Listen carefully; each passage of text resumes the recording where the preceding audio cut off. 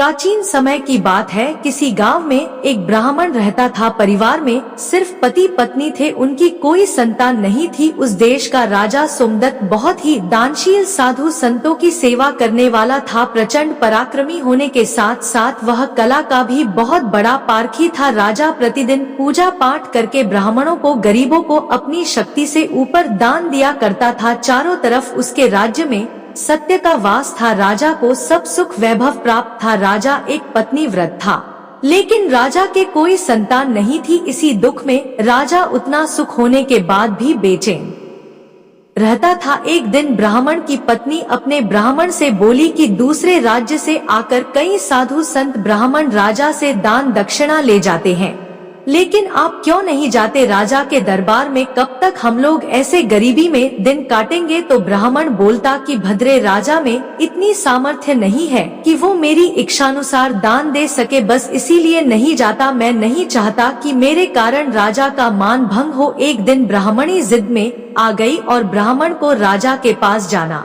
पड़ा। राजा अपने दरबार में राजकाज में व्यस्त था। उसी समय प्रहरी सूचना लाया कि एक ब्राह्मण देव द्वार पर पधारे हैं। राजा स्वयं उठकर गया और उन्हें अंदर लाया, उचित स्वागत सत्कार किया और उनसे आने का कारण पूछा। ब्राह्मण ने कहा कि हे राजन, हम आपके पास एक याचक बनकर आए हैं, हम आपसे कुछ दान चाहिए। राजा ब्राह्मण के चरणों में नमन करते हुए बोला कि मैं किसी को दान करूं, ये मेरी हस्ती नहीं है, बस प्रभु के प्रसाद स्वरूप कुछ द्रव्य आदि दे देता हूं।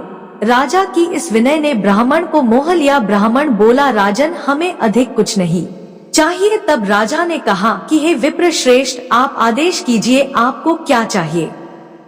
मैं वचन देता हूँ कि आपको निराश नहीं होना पड़ेगा। तब ब्राह्मण ने कहा कि हे राजन, हमें आपकी मेहनत की कमाई का दान चाहिए, फिर वो एक आना भी हो तो बहुत है। राजा तुरंत कोषाध्यक्ष को बुलाया और खजाने से रत्न आदि स्वर्ण मुद्राएं लाने को कहा। तब ब्राह्मण ने कहा कि राजन, इसमें आपकी मेहनत नहीं है, हमें वो दान चाहिए जिसमें आपका परिश्रम की सुगंध हो। इतना सुनते ही राजा सोमदत्त सन्न रह गया और काफी देर सोचने के बाद उसने कहा कि हे विप्रवर, आप हमें 3 दिन का समय दे।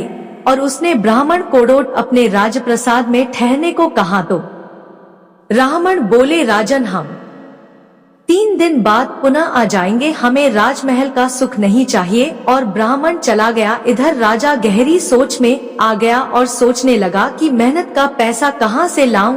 ऐसे तैसे रात हो गई। राजा रात्रि की भेष बदलकर अपने राज्य से निकल गया और दूसरे दिन अन्य राज्य पहुंच गया। राज्य में घोषणा हुई कि राजा 3 दिन तक बाहर राज कार्य से गए हैं।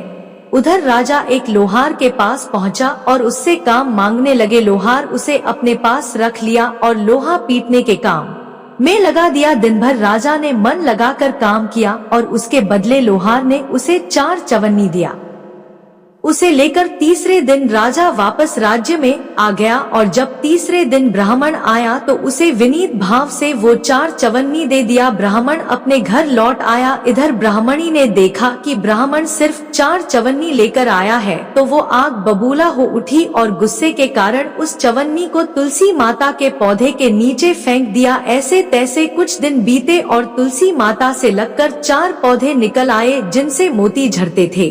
जब ब्राह्मण और ब्राह्मणी ने ये सब देखा तो हतप्रभ रह गए और कुछ समय बाद सब सामान्य हो गया। ब्राह्मणी रोज सूपा भरकर मोती समेटती और ब्राह्मण के दिन पलटने लगे और ब्राह्मण कुछ समय बाद धनाढ्य हो गया। धीरे धीरे ये बात राज्य भर में फैल गई और फिर एक दिन राजा को इस बात का पता चला। राजा स्वयं देखने आया और देखकर सन्न रह गया। राजा ने ब्राह्मण से इसका कारण पूछा तो ब्राह्मण ने कहा कि राजन, हमें इस विषय में कुछ नहीं पता कि ये पौधे किस प्रकार के हैं और इनसे मोती झरने का रहस्य क्या है। राजा ने दूसरे दिन आदेश दिया कि उन पौधों को उखाड़कर देखा जाए और मजदूर लगाए गए। मजदूर दिन भर खोदते रहे पर उस पौधे की जड़ नहीं मिली। चौथे दिन एक चमत्कार हुआ, बिना खोदे ही अब गहराई बढ़ती चली गई और जब सब नीचे झांक कर देखे तो क्या देखते हैं कि पौधे की जड़ें पृथ्वी के नीचे किसी जलाशय में धंसी हुई है। राजा ने नीचे उतरने का निश्चय किया और राजा सहित ब्राह्मण नीचे उतरने लगे। कुछ समय बाद राजा, रानी, मंत्री, ब्राह्मण, ब्राह्मणी सब नीचे उतर गए और उस जलाशय के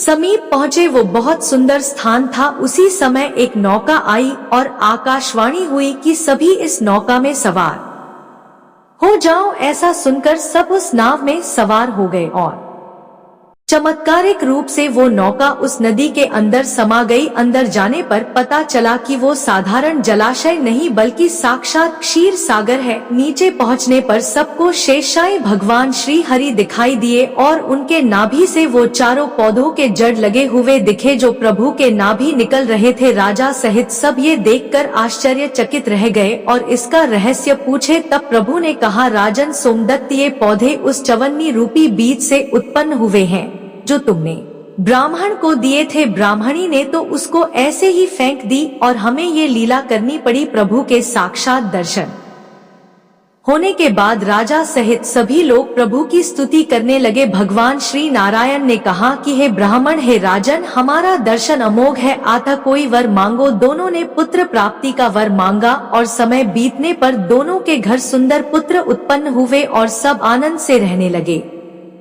कथा का सार, बड़े बड़े राजमहलों और अरबों खरबों की कमाई से भी अनमोल मेहनत से कमाए गए कुछ पैसे हैं जिसमें साक्षात महालक्ष्मी का वास होता है। इसी कारण कहा जाता है पुण्य का जड़ पाताल में होता है। ये कथा पद्म पुराण की है। श्री विष्णु पुराण में भी ये कथा आती है। अघन गुरुवार को जो माता महालक्ष्मी की पूजा होती है उसमें ये कथा सुनाई जाती है।